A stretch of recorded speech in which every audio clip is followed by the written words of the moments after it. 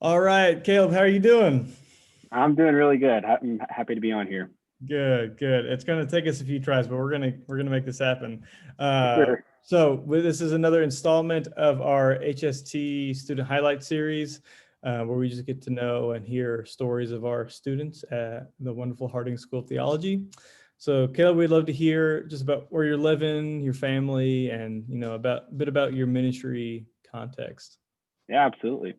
Currently, I live in Westerville, Ohio, where my wife and I serve as the youth ministers at the Spring Grove Church of Christ.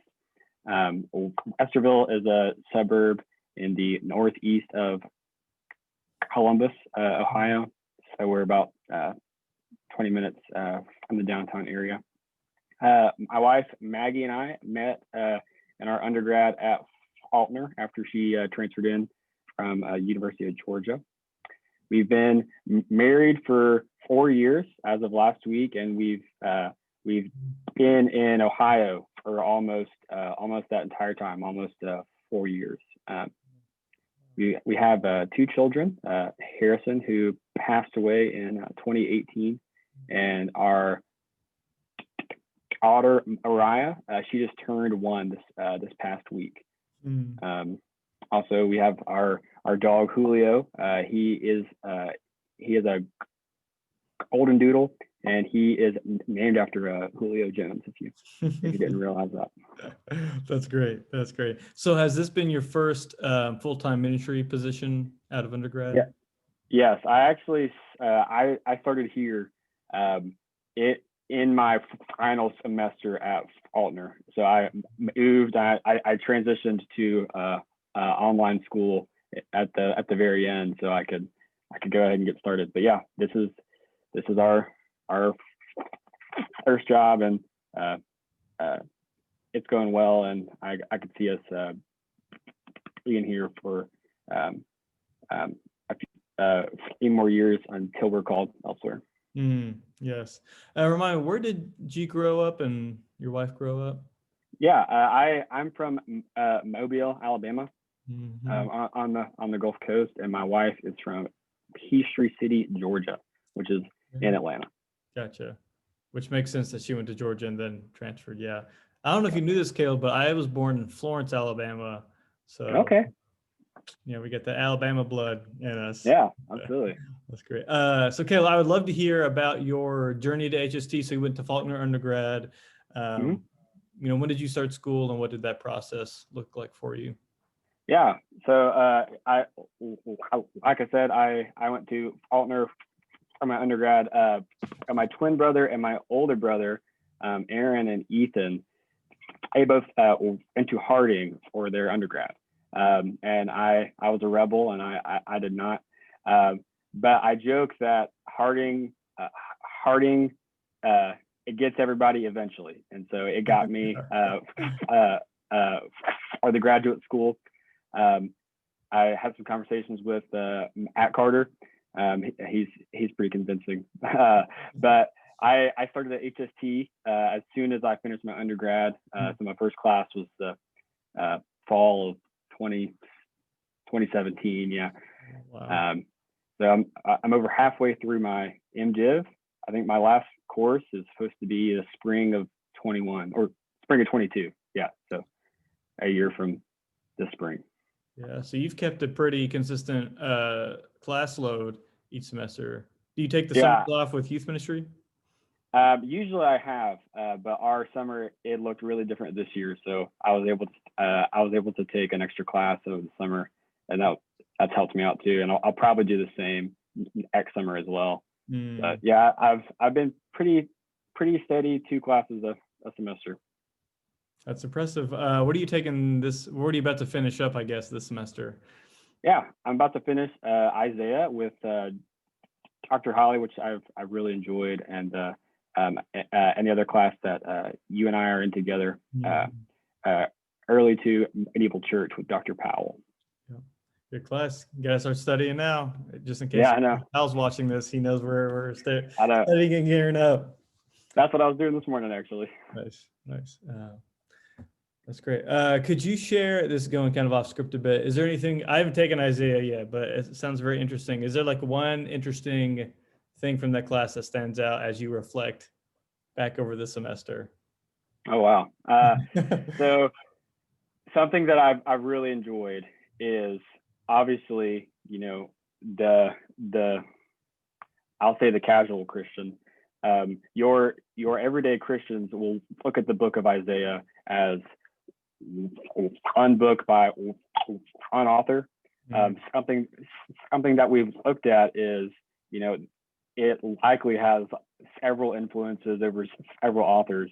And at first, that sounds very troubling, but something that has been that I've really appreciated is the central theme of this hopeful future for the Israelites. And even if there's only a single author, or even if there's three or even more authors, they're all writing about the hopeful future that he's always going to bring for his people, and that's sort of the unifying thing across all of the chapters. And so I've really enjoyed tracing that throughout the book.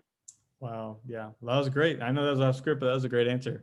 Man, that's good to hear. I'm not sure when I'll get to take that class, but at some point in the future.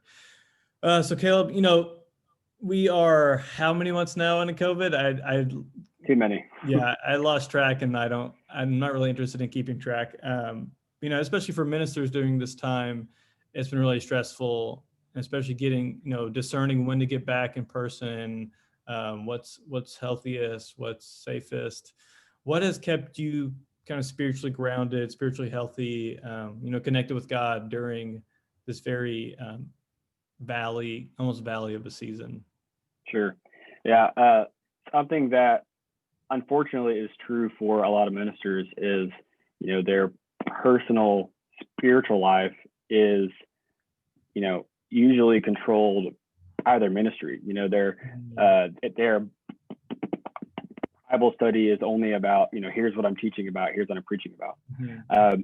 And so, for a lot of people, since their ministries are likely struggling and having to adapt, it is having a real impact on their personal faith.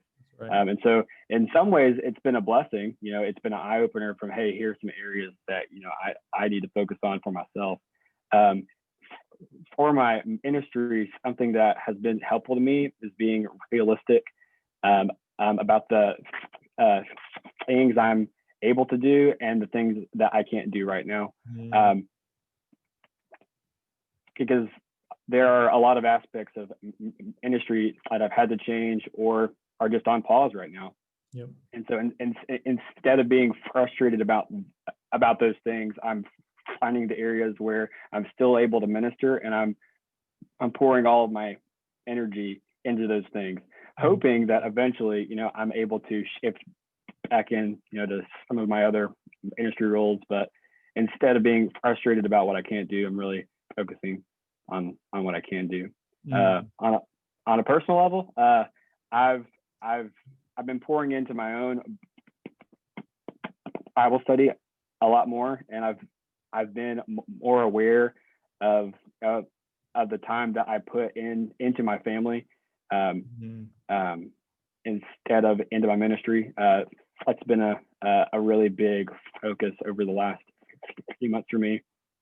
And I listen to a lot of podcasts too, so that helps. Do you have any podcast recommendations while we're on that subject? Sure. I always love recommending podcasts.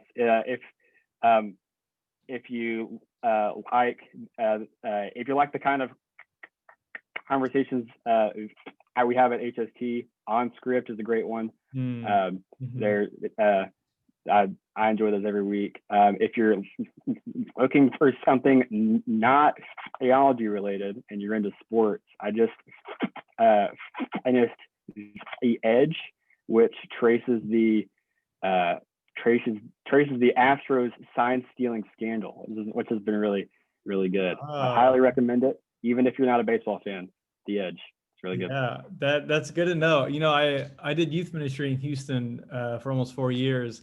So wow. I need to go, and I still, obviously lots of friends and, people in Houston we care about. So I need to give that a listen, because I was never a huge Astros fan. It was fun to follow and get in on the excitement, but it was also fun to kind of tease a bit after all that came out. So I'll have to, yeah, that's great.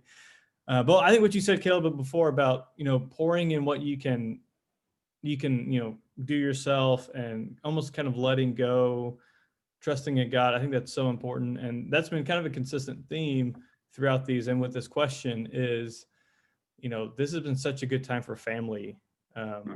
We're stuck at home, and they might drive you a little crazy, but that's kind of the beauty of those relationships, is that they're complex, and it's just a time to pour back into people that we sometimes lose focus of inside of, just with work and school and everything, extracurriculars outside of that. I think that's really good reminder. Absolutely. For sure. Wow. Has there been anything in your Bible study? Has it been a particular book or something that you've turned to during this time? I had a class over the summer. It was a survey of the Old Testament, and we spent a lot of time in the Pentateuch. And something I've been leaning into a lot is Leviticus and the idea of holiness for the Israelite people, and what that means and why it's important. So that's where I've been spending a lot of my time this fall, at least. Wow, that's really cool. My wife, I don't know if you've heard of these, but they're called He Reads Truths and She Reads Truths. We typically do their Advent one, but we're sneaking in. They have one on the names of God, which is really interesting. That's typically how we like to do ours. Cool. It's good. Yeah. So we are at the scary part of the student highlight. I've got some kind of speed round questions for you that show, the inner being of yourself, you could say. So we'll just kind of run through these, and whatever pops in your head first, we will go with. So besides Jesus, who is one character from the Bible that you would like to get dinner with? And once it is man. Probably Joshua. Okay. I would just love to pick his brain about, seeing the shoes that he has to fill, and having the really the courage, to say I can do that, because that's really intimidating. Wow. Yeah. And that's really interesting. That would be interesting. What has been a favorite book that you have read this year, in school or out of school?